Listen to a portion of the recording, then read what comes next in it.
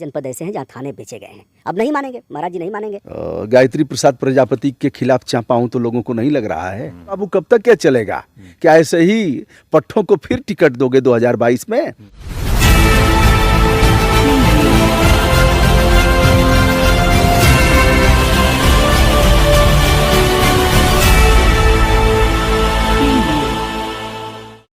आज हम हैं देहरादून। देहरादून में ये माहौल आप देख रहे होंगे।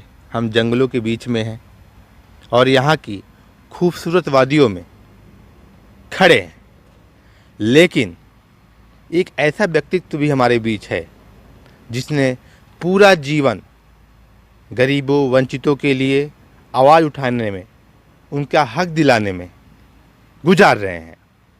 और वो कोई ऐसे व्यक्तित्व नहीं है कि उन्हें कोई नहीं जानता, उन्हें सब जानते हैं, आप भी जानते होंगे।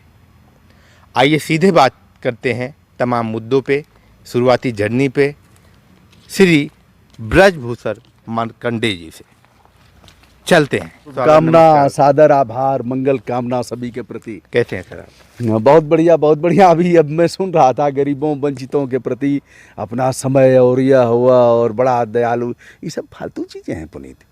हम लोग अपने लिए कर रहे हैं। अच्छा। जिस काम में सुख मिलेगा, काम में प्रसन्नता की अनुभूति होगी, जिस काम को करने से आनंद भीतर तक एहसास कराएगा, तो उस काम को करना चाहिए। तो उस काम में मज़ा आता है। ये होते हैं, कहीं भी आग जल रही होती है, कहीं भी कोई अन्याय हो रहा होता है, आप सीधे डरते नहीं, सीधे डीएम को, सीधे मुख्यमंत्री कार्यालय को फ़ोन कर देते हैं, अवगत कराते हैं, और जब तक निदान नहीं होता आप लगे रहते हैं। तो ये जज्बा ये कैसे आता है सर? पुनीत, निदान का जहाँ तक सवाल है, निदान कराने में तो व्यक्ति का ही निदान हो जाएगा। ठीक है, क्योंकि सिस्टम इतना सड़ा गला हो गया है, सब मान करके चल रहे हैं। हमारा बिगाड़ोगे क्या? जी। एक प्रोफेसर साहब हैं बीएचयू में, वो कहते हैं हमारा का उखाड़ लेबा। अच्छा। हाँ, ये शब्द रहते हैं। हाँ, अरे भगवान मालिक हैं, और दिन भर अगर उनका निकाल दिया जाए तो कान पकड़ के बाहर कर देने लायक व्यक्ति है। मतलब जैसे अगर हर 10 मिनट पर आपका आ रहा है तो भैया पढ़ाते कब हो? 2 लाख रुपए से अधिक वेतन है, पढ़ाते कब हो? तो ऐसे चल रहा है।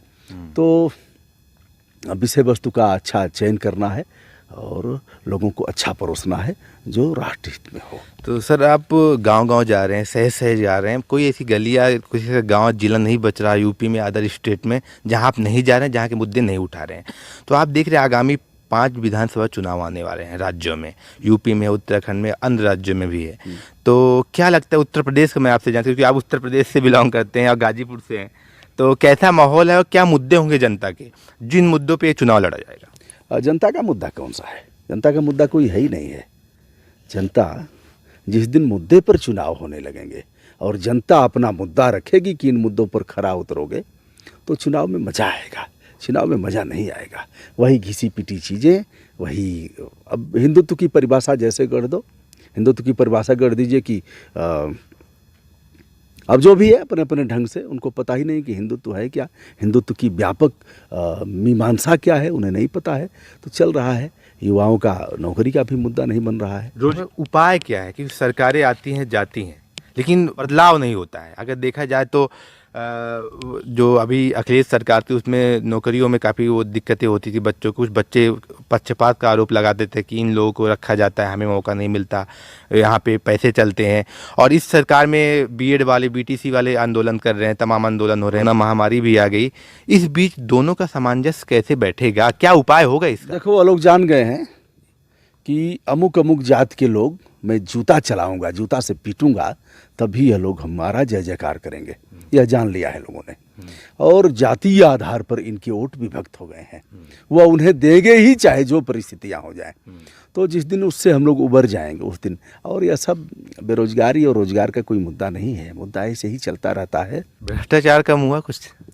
भ्रष्टाचार तो मुझे नहीं लग रहा है कम हुआ है। अभी भी ऑफिसों में पैसे चल रहे हैं, चाहे जो किए जाए। अगर उत्तर प्रदेश और उत्तराखंड 2 राज्यों की बात अगर आप कर रहे हो, तो दोनों में मैंने देखा है चढ़ बढ़ करके थाने वैसे ही हैं।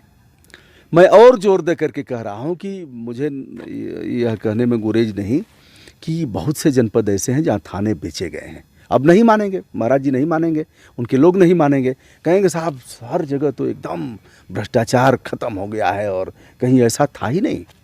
लेकिन न तहसील में भ्रष्टाचार खत्म हुआ है, न थाने में भ्रष्टाचार खत्म हुआ है। जब थानेदार की कुर्सी नीलाम होगी तो थानेदार पैसा लेगा, कहीं से न कहीं से ले आएगा। तो जो काम कम पैसे में हो जाते थे वह काम अब ज़्यादा पैसे देने पड़ रहे हैं। पहले लोग डरते थे, अब वो चीज़ें ख़त्म हो गई हैं। पहले लोग भयभीत होते थे, धरना प्रदर्शन अगर होता था तो उसका डर होता था, थानेदार को लगता था कि हमारी कुर्सी अब गड़बड़ा जाएगी। विपक्ष करता था धरना प्रदर्शन, सत्ता तो करेगा ही नहीं, चाहे जो हो जाए। तो लोग भयभीत होते थे, लेकिन अब वो चीज़ें नहीं हैं। अब धरना प्रदर्शन करते रहो, चाहे जो करो। वो और लगेगा कि हमारी उपलब्धियों का एक हिस्सा है कि हमारे खिलाफ धरना प्रदर्शन हो रहा है। एक चीज़ और जानना चाहूँगा, जैसे आप अभी सरकार के खिलाफ बोल रहे हैं तो कुछ लोग ये भी कहते हैं कि आप अखिलेश के आदमी हैं, आप कांग्रेस के एजेंट हैं, तो ऐसे उन लोग क्या उत्तर देना चाहेंगे?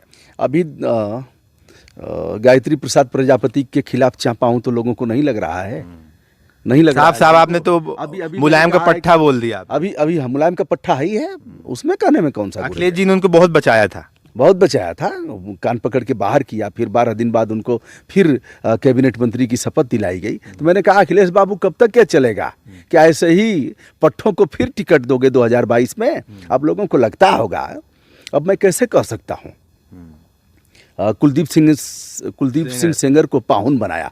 पाहुन, मैं जोर दे के पाहुन कह रहा हूँ, पाहुन शब्द का प्रयोग कर रहा हूँ। कांग्रेस में था, बसपा से विधायक हुआ, सपा से 2 बार विधायक हुआ। तुम्हारे कार्यकर्ता मर गए थे दरी बिछाने वाले, क्या उसमें से कुलदीप सिंह सेंगर के टक्कर का कोई कार्यकर्ता तुम्हारा नहीं था? सिद्धांत झाड़ रहे हो, सिद्धांत झाड़ने में शर्म नहीं लग रही है? मैं कैसे कह सकता हूँ कि अच्छा है? मैं कैसे कह सकता हूँ? गंदे लोगों को खराब शब्द का प्रयोग कर रहा हूँ।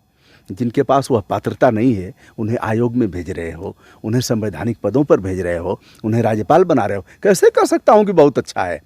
यह बात सही है कि यह काम पूर्ववर्ती सरकारें भी करती रहीं और आप भी कर रहे हैं। तो आपके चेहरे भी उसी तरह से कालिख पुता हुआ है जिस तरह से उनके चेहरे पर कालिख पुता है।